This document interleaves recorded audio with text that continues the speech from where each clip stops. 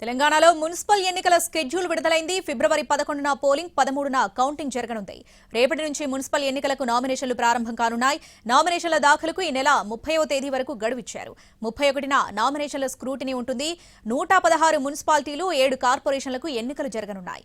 8,203 polling కేంద్రాలు ఏర్పాటు చేస్తున్నారు. 136 కౌంటింగ్ సెంటర్లు ఏర్పాటు చేస్తున్నారు. ఫిబ్రవరి 16న మేయర్, డిప్యూటీ మేయర్ల ఎన్నిక జరగనుంది. అదే రోజు మున్సిపాలిటీలో చైర్మన్, వైస్ చైర్పర్సన్ల ఎన్నిక ఉంటుందని చెప్పారు.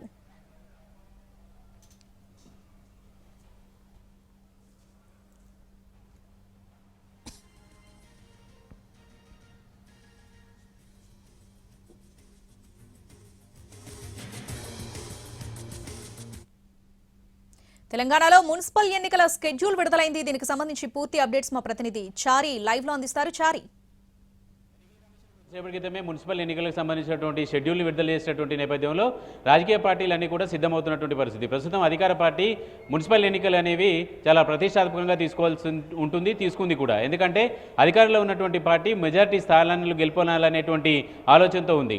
గతంలోనే ఇటీవలనే జరిగినటువంటి సర్పంచ్ ఎన్నికల్లో 80% పైగా గ్రామ పంచాయతీలను గెలుచుకుంది. అయితే ఈసారి జరుగుతున్నటువంటి ఎన్నికలు పార్టీ సింబల్ మీద జరిగేటువంటి ఎన్నికలు కాబట్టి పూర్తి స్థాయిలో కాంగ్రెస్ పార్టీకి ఎన్ని సీట్లు గెలిచింది అనేటువంటి క్లారిటీ కూడా వస్తుంది. దీని నేపథ్యంలోనే పూర్తి స్థాయిలో కాంగ్రెస్ పార్టీ అటు మున్సిపాలిటీలు కావచ్చు, కార్పొరేషన్లలో కాంగ్రెస్ జెండా ఎగరేయాలని ఇప్పటికే నిర్ణయించుకుంది. అందుకు సంబంధించి రాష్ట్ర వ్యవహారాల incharge Meenakshi Natarajan, CM, PCC chief అందరూ కూడా జూమ్ సమావేశాలు నిర్వహించి పార్టీ నాయకత్వాలన్నింటినీ కూడా సంసిద్ధం చేశారు. వీటిలో భాగంగా పార్లమెంటు నియోజకవర్గానికి మంత్రికి బాధ్యతను ఇస్తూ ఇప్పటికే నిర్ణయం తీసుకున్నారు. ఆ నిర్ణయంలో భాగంగా స్క్రీనింగ్ కమిటీని కూడా ఏర్పాటు చేశారు. ఈ స్క్రీనింగ్ కమిటీ పూర్తి స్థాయిలో అక్కడ అభ్యర్థుల ఎంపికకు సంబంధించినటువంటి ప్రక్రియనంతా కూడా పూర్తి చేయాల్సి ఉంటుంది. కాబట్టి అందుకు సంబంధించినటువంటి ప్రక్రియనంతా కూడా ఇప్పటికే మొదలుపెట్టారు. ఇక షెడ్యూల్ కూడా వచ్చినటువంటి నేపథ్యంలో అభ్యర్థుల ఎంపికకు సంబంధించినటువంటి ప్రక్రియను పూర్తి స్థాయిలో మంత్రులే తీసుకుంటారు. అభ్యర్థుల ఎంపికతో పాటుగా మున్సిపాలిటీలో చైర్మన్ ఎంపిక వరకు కూడా ఇన్ఛార్జి మంత్రులే పూర్తి స్థాయిలో బాధ్యత వహిస్తారు.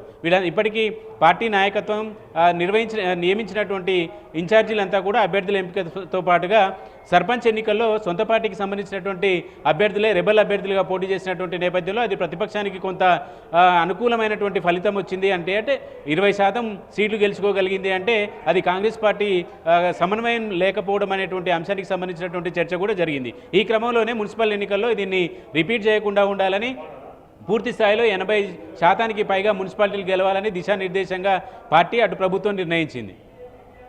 Right Chari, thanks for the update.